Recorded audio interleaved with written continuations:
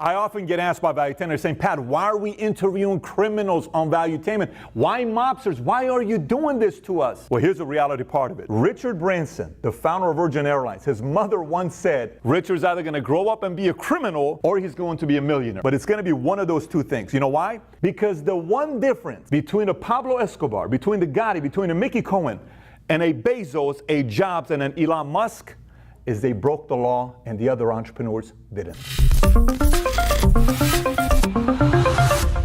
There's a reason why when you ask many CEOs and entrepreneurs what is their favorite movie of all time, you'll hear them say Godfather 1 and Godfather 2. You know why? Because every element of what a CEO and an entrepreneur goes through is in those two movies. Practically every one of them, minus all the killing and all that other stuff. Every one of those things an entrepreneur goes through. So let me cover with you some of the points I got here that you can learn from some of these mafia bosses, mobsters, and some of them are even criminals that they build their empire. Number one, negotiation. By far, if there's one thing they are very good at is negotiation. Whether it's negotiation when it's at court, negotiation with their enemies, negotiation with their employees, negotiation with their teams, negotiation with their customers, they have to be a good negotiator in order for them to make it. Sometimes they have to negotiate with an enemy that wants to kill them and put them out of business. It's like you having to negotiate with a competitor of yours that's locally putting you out of business. How do you figure out a way to make it work with him? Number two, they have some of the most unorthodox strategies that they use that's not conventional. Everybody's trying to do the conventional way. They use different strategies. If these guys were in war, there'd be a Napoleon type of a strategy or a Sun Tzu type of guy because they don't do what everybody else does. Number three, surprising their competition. They're famous for surprising their competition. Out of nowhere, all of a sudden, boom, something happens. They weren't expecting this thing to take place. You see this happen in Silicon Valley all the time. You see this happen in business all the time. You see CEOs, competitors, Ford surprising Chevrolet. You'll see this happen when McDonald's surprising Burger King or Pepsi surprising Coke. It happens all the time. The biggest ones do this all the time. Number four, they're experts at putting a team together. If you look at somebody, a criminal that goes out and gets the job done, they know. Just think about the movie Ocean's 11. Do you notice how many different personalities that get recruited? It's not the same strength. One is technology, one is transportation, one is connection, one is the charmer, one is the looks, one is the deceit. They have so many things that they know we need a good team to put together to go out and get the job done. The same happens with business as well. Number five, selling a vision. They're always selling a vision. Number six, paying commission. Listen, the story of Paul Castellano. He was known for only being a business guy and keeping a lot of the money to himself. You know what eventually happened in front of Sparks' restaurant in New York? We all know what happened. He got shot by Gallo, Joey Gallo, who was working for Sammy the Bull, who was working with John Gotti, because he wasn't willing to pay commission. The same goes in business. I see a lot of stingy CEOs, a lot of stingy sales representatives that don't pay a lot of commission to their people, and they're wondering why they constantly lose their people. You gotta pay your people properly for them to stick around, knowing you take care of them as well. Number seven, there's a lot of value in being liquid. You see a lot of people pitching you putting all your money in everywhere. They didn't work that way. They had cash. When things came up, they knew how to move. The same goes with bigger companies. There's a reason why Apple is always known for having a lot of cash. Apple is so stingy. They have $60 billion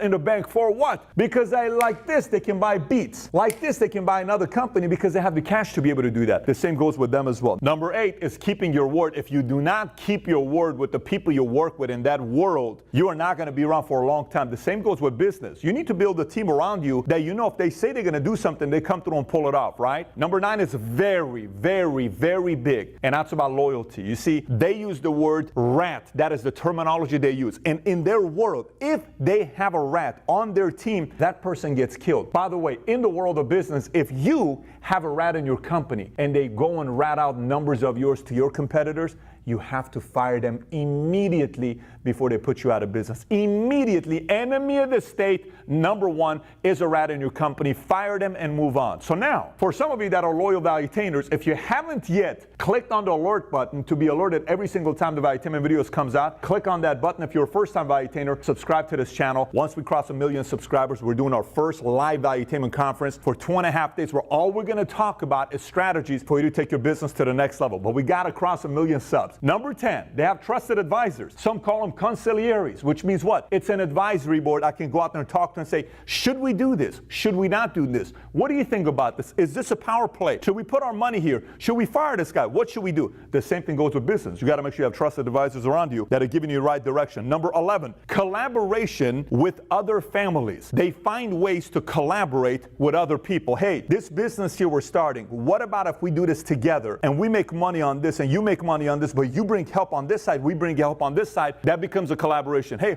on this market over here, I know you're good in this side of the business, I'm good at this side of the business. What about we figure out a way to work together and do collaboration? No problem.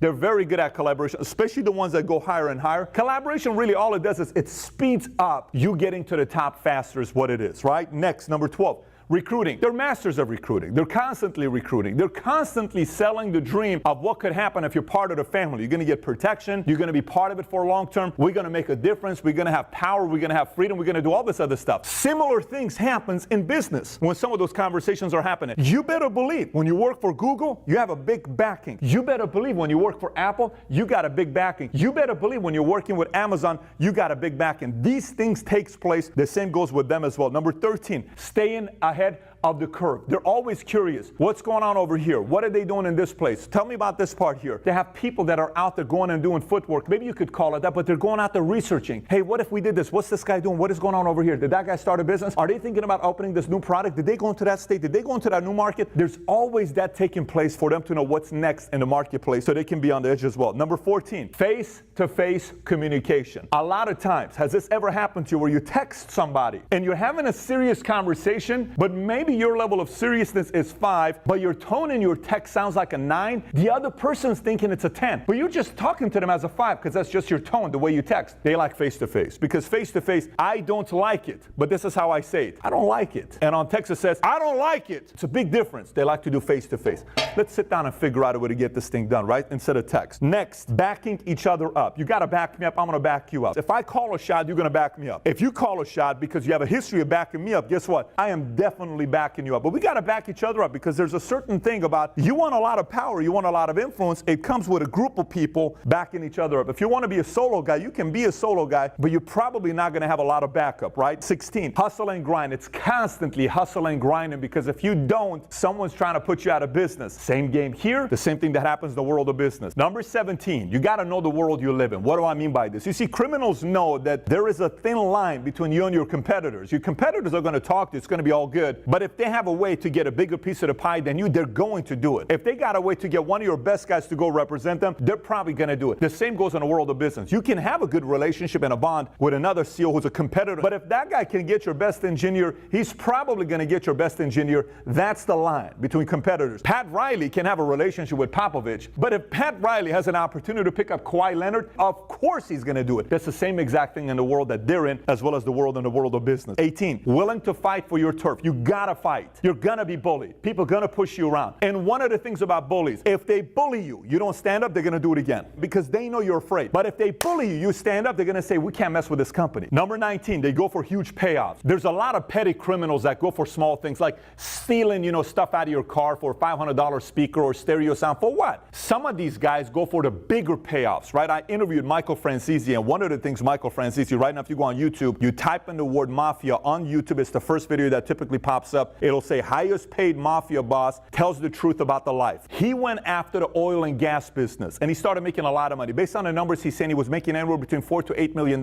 per week as an earner. The point is, he went for the bigger payoffs. In the world of business, if you go for the smaller payoffs, you may make a 50 grand, you may make $100,000, you may make $250,000. You got to go for the bigger payoffs is what you got to do because that's what they're thinking about as well, right? Number 20, you got to respect and value other people's assets. Just look at what happened with Bernie Madoff. Here's a guy that's got a reputation in New York. Everybody knows this guy. Massive building. I was there when he went down the day everybody talked about it, but he didn't respect other people's money. He ends up losing everything. That last name, the Madoff last name, is so bad. His son ended up committing suicide just because of father's decision being made because there was no respect for other people's money. You don't respect your investors' money when they give you money for your business. Guess what happens in your business? Go try searching for some other money later on in business. It's not going to happen because you didn't respect somebody who gave you money to go out there and run your business. Number 21, creativity. There's creative financing, like back in the days in the mortgage business, they used to say, we do creative financing. I kept saying, what is creative financing? Well, We do creative financing. Let's just say we can get you approved for this $1 million loan. But tell me what you mean by this creative financing. Look, listen, instead of saying you make $180,000, we can put $620,000. Instead of saying you have $50,000 in the bank, we can tell them you have $500,000 in the bank. We can do creative financing. Don't worry about it. That's not what I'm talking about with creative finances. I'm talking about there's creative ways to get your business positioned in a way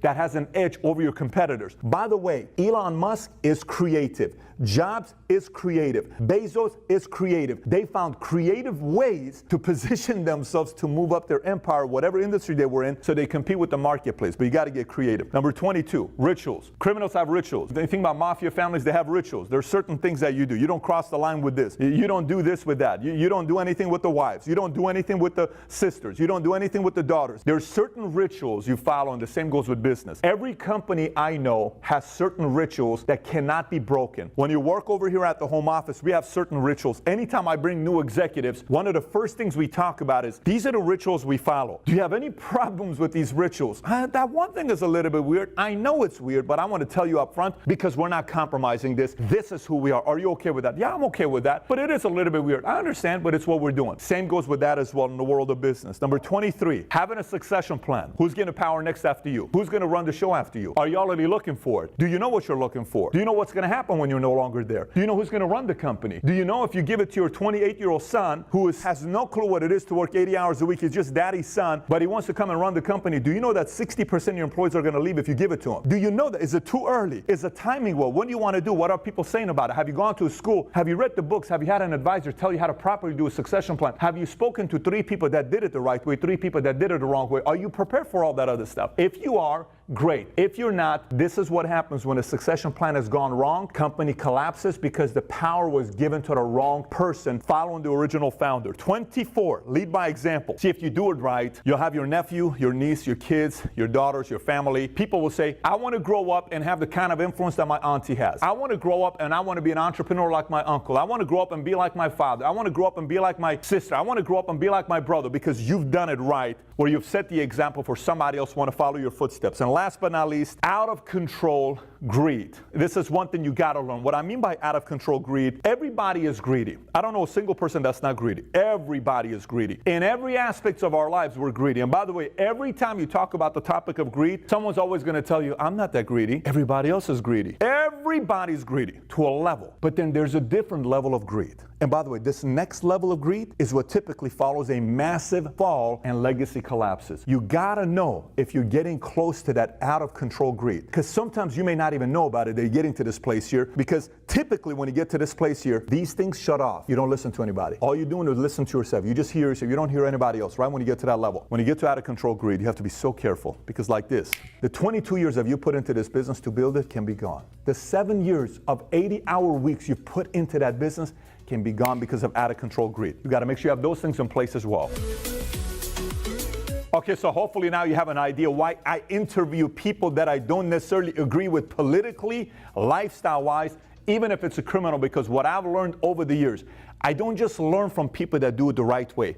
I always like to learn also from people that did it wrong, so I know what not to do to sustain my momentum, to keep my business growing to the next level. Now, for some of you that are famous for telling us why we're interviewing all these people and saying, I can't believe you just interviewed this guy. Why'd you have this guy on Valuetainment? Here's what I want you to do. I want you to tweet me at Patrick David and tell me exactly who you want us to interview and tag them as well with their handle. It could be anybody. If it's Elon Musk, let's have 1,000 people tweet at Elon Musk and say, Pat, we want to see Elon Musk on Valuetainment. Well, then we'll go out there and get him. But they got to hear it, and we got to hear it from you as well. And last but not least, for some of you guys that are saying, what happened to the PDF that Mario prepares? Click on the link below here to go out there and get the PDF free on our website and print it out and see what are some of these areas that you can implement in your business to help you take you to the next level. Take care, everybody. Bye-bye.